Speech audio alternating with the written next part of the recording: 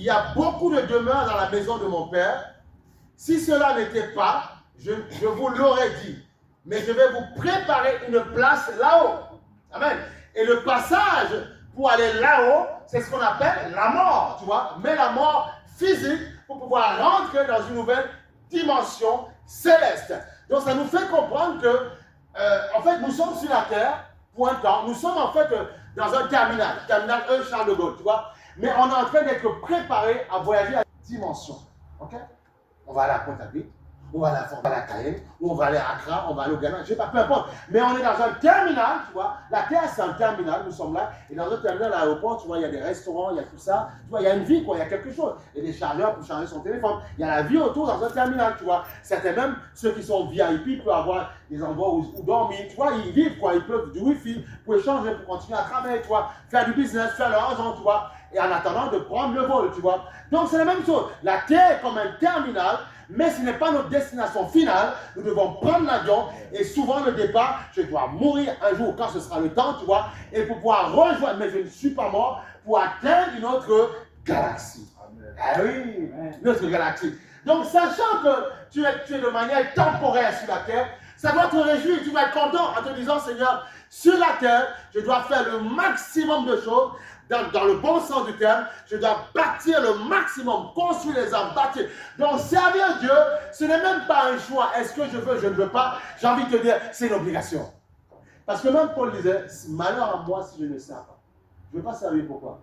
Parce que tel bien-aimé m'a fait la tête. Parce que tel bien-aimé ne croit pas. Parce que tel bien-aimé ne vient pas ou ne croit plus. Non, parce que tel bien-aimé ne donne pas son offrande. Mais non, mais ce n'est pas mon problème. Moi, je dois servir Dieu. Je sers mon Seigneur parce que je l'aime. C'est tout, voilà. Et comme ça va t'enlever les cancers, ça va t'enlever les crises cardiaques, ça va t'enlever, comment on appelle ça encore, les AVC, bêtement, ça va t'enlever ça parce que tu vas arrêter de penser, de nourrir tes pensées avec on m'a fait ci, on m'a fait ça, on ne t'a rien fait. Dieu permet des choses pour te former, pour te travailler, pour te construire, pour tout y est parce que le fer aiguise le fer. Ah oui. Il t'aiguise avec ton prochain, avec celui qui est proche de toi. C'est comme ça. Le fer aiguise le fer pour te faire grand. Okay? Même le couple, c'est quelque chose de merveilleux. Normalement, c'est là que tu grandis. C'est formidable. C'est splendide. Il faut bénir Dieu. Il faut bénir Dieu pour vos couples. Mais oui, même si parfois... Non. Au contraire, ça te pousse à être meilleur. En fait, j'ai découvert que... En fait, le couple, c'est un lieu d'éducation. Dieu nous éduque. Dieu nous appelle à être meilleur. Mais tant que tu vois ça comme un problème, ou certains qui disent non, mais le mariage c'est un enfer. Non, c'est pas un enfer. Tu dois t'aiguiser, tu dois être meilleur. Mais si tu découvres le mariage comme quelque chose où Dieu te forme, tu as tout compris. Tu comprendras que tu sortiras de là forcément meilleur. C'est-à-dire pas que tu vas, non, tu ne sais pas. Mais en fait, tout ce que tu vas faire dans ton couple sera quelque chose de merveilleux et de splendide. Ce sera ta partenaire, ton partenaire. Vous allez bâtir des choses, vous allez avancer, vous allez, tu vois, c'est ça, parce que le mariage était dans le fer aiguise le fer. Il ne peut pas t'aiguiser avec ton boulanger, tu le vois, tu achètes une baguette et tu ressors, tu vois. Mais à moins que tu as plus d'échanges avec ton boulanger un jour. Mais c'est la personne qui est proche de toi, qui t'aiguise avec, qui te fait grandir avec. Parfois, il y a des choses qui ne te plaisent pas, mais Dieu doit t'aiguiser avec la personne. Parfois, souvent, on a des petites colères au fond de nous. Parfois, Dieu va provoquer ça parce que tu vas crier, mais il faut que ça sorte. Même il y a une affiche que je voyais il y a très longtemps dans le métro, il disait ceci. La colère, si tu la gardes, elle te ronge. Tu vois. Ne vous couchez pas avec la colère. Maintenant, ça ne veut pas dire qu'il faut crier pour que tout l'immeuble te voit, tu vois. Mais ça veut dire aussi qu'il y a des critères. Je me rappelle une fois la personne, elle disait, parce que les voisins, ça a attiré tous les voisins. Bien aimé, il faut prier pour le corps de Christ, c'est compliqué. Tu vois, là où nous devons être plus forts sur les démons, ils nous manipulent. La personne, ça m'avait raconté, la deuxième, je le connais, parce que j'ai vu ça de manière oculaire. Et puis, c'était aux Antilles, elle tapait partout, elle tapait, boum, tu vois. Et là, il y a, tu vois, partout sur les tableaux, tu vois, elle tapait, elle cognait partout, tu vois, les démons. Non, calmons-nous, tu vois. Et même dans le métro, le RER-A, je prenais le métro une fois, une dame, tu vois, elle criait partout, tu vois. Ils ne m'auront pas, ils ne me vaincront pas. Mais calme-toi. Elle crie partout, tu vois. Et après, elle rentre dans l'ascenseur. Et puis les personnes, il y a une dame qui me voit, tu vois, elle me regarde, elle dit, elle est folle cette dame. Et moi, je savais qu'elle n'était pas folle. J'avais compris qu'elle était attaquée combattue. C'était une sorte, tu vois. Ils m'ont pas, et puis elle sort l'ascenseur. À un moment donné, je voulais courir, mais elle courait tellement dans tous les sens, à Aubert, dans tous les sens, elle criait pas jamais. Là, tu es en train de scandaliser l'église, tu vois. Et c'est ce que l'esprit fait après, les démons, c'est ce qu'ils font.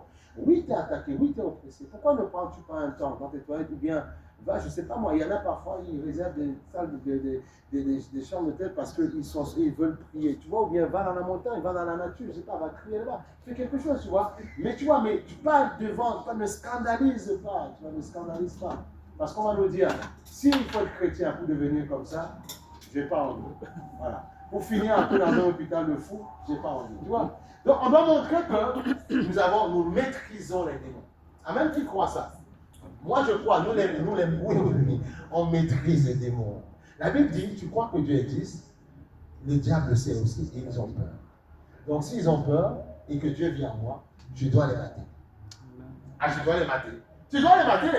Amen. Tu dois comprendre que tu as l'autorité au-dessus d'eux. Tu as cette autorité. Dieu t'a mis au-dessus d'eux. Il faut que nous repensions le christianisme. Tu vois?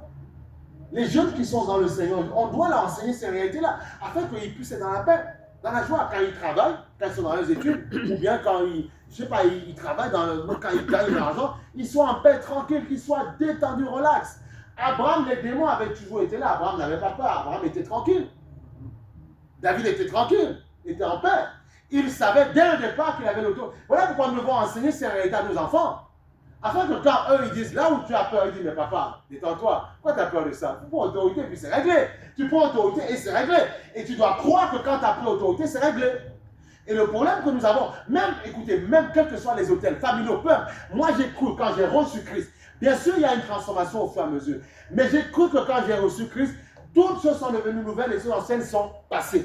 Même si on m'a attaché, ligoté dans un fin fond d'un village, dans une forêt, je m'en moque. Je crois que quand j'ai reçu Christ, toutes choses sont devenues nouvelles et que les liens de ma famille ne peuvent pas m'atteindre. Ça, il faut le croire. Après, ça ne veut pas dire que tu es libéré de tout, mais au moins tu as engagé un combat et rempli du Saint-Esprit, tu auras forcément la victoire. Mais si dès le départ tu dis, non, il peut rien, si dès le départ, non, je suis vaincu, non, ma famille, non, mais ce que mon père a fait, ce n'est pas mon problème. Mais je ne veux pas payer pour ses erreurs. D'accord, son sang est dans mes veines, mais je crois que la Sainte Seine me rappelle que le sang royal coule dans mes veines. Amen. Ah oui, voilà pourquoi quand je prends cette histoire, je sais que le sang royal coule dans mes veines. Et qui va combattre mon sang familial et que tous les hérésies de ma famille ne peuvent pas m'atteindre. Mais ça, c'est par la foi que tu comprends ces choses. C'est pour ça qu'il faut la connaissance. C'est par la foi que tu comprends ces choses-là. Et tu comprends que rien ne peut te vaincre. Et tu comprends que tu es capable de demander les choses et que Dieu fasse. Amen. Comme cette évangéliste mexicaine, tu vois, elle était tellement malade. Elle prenait des médicaments, elle était grosse, remplie partout. Bon, ça c'est sa foi, tu vois. Et puis, au bout d'un moment, elle a dit, elle en avait marre, tu vois, le médecin a dit, mais vous allez mourir, c'est compliqué. Elle savait qu'elle a entendu la parole de foi, la parole de vérité. Et, tu vois, en espagnol, on dit Satanas, tu vois. Elle a ouvert la porte, elle a dit Satanas, elle a pris, dégage, au nom de Jésus, tu vois. Elle a fait tu vois, en fait, elle a fait un geste, tu vois, un geste symbolique, tu vois, qui a déclenché une réalité dans l'esprit, tu vois. Et après le Seigneur a libéré de tout, et voir son médecin, elle n'avait plus rien, tu vois, parce qu'elle a déclaré une parole de foi. Même comme cette dame, cette Canadienne, je ne sais pas si elle vient encore personnellement, une dame canadienne qu'on était allé voir quand il y a très longtemps, on avait fait une visite au Canada dans une église, tu vois, et la dame, il y a le prophète qui est arrivé, un pasteur prophète qui est arrivé, qui a déclaré une parole, et puis elle a dit, elle avait le cancer, je crois, des os, l'osteo, un truc comme ça, voilà. Et puis, tu vois, c'était une Canadienne, tu vois, une caucasienne, une blanche, tu vois. Elle a déclaré, elle dit, et quand on lui a donné son témoignage, elle nous a donné son témoignage à la fin, qu'on a enregistré, tout ça, elle a dit, c'est moi, je reçois, tu vois. Et puis, elle dit, à cet instant, elle allait faire ses examens, tout était parti. Elle était une femme bouillante, joyeuse et tout ça. Bon, elle avait bien un certain âge, tu vois, peut-être qu'elle était dans la gloire du Seigneur, mais elle était tellement bouillante, elle avait reçu la parole. Une seule parole, sans imposition des mains, elle avait reçu. Et après, il est revenu, il a dit, pasteur, vous savez, cette personne qui avait déclaré cette parole, mais c'était moi en fait, j'ai reçu, et Dieu a fait grâce. Dieu fait des grandes choses. Mais il faut croire. Apprenons à déclarer la parole, apprenons à confesser la parole. La Bible dit, Il dit que ce livre de la loi ne s'éloigne point de tes lèvres. Écoutez, je termine par là. Un autre secret pour avoir, vous ne voyez pas encore des choses se manifester en vous, il faut le déclarer. Il a dit, il déclare-le, qui ne s'éloigne pas, jour et nuit, médite-le. Il faut déclarer ces choses. Quand vous déclarez, vous annoncez au monde, vous êtes en train de casser la mécanique du monde spirituel. C'est très important de comprendre ça. Il faut, parce qu'ils vous entendent. Et une autre pour pouvoir réussir sa vie, parfois, tu peux être seul chez toi, même si que le mari soit là ou la femme, ou même tous les deux, vous devez apprendre à déclarer sur les frontières de vos maisons. Il faut déclarer. Quand vous déclarez, vous êtes en train de libérer le ministère angélique, vous êtes en train de dire aux démons que vous n'aurez jamais la victoire dans notre vie. Vous êtes en train de parler, En fait, il faut comprendre que les démons ne voient pas, puisque la Bible dit Dieu seul voit ton cœur. Okay?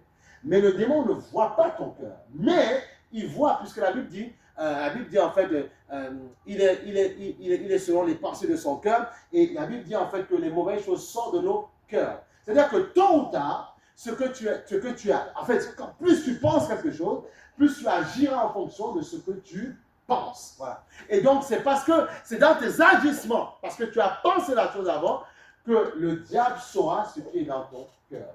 Et c'est comme ça qu'il te combattra, t'attaquera en fonction de ce qui est dans ton cœur. Amen. Voilà.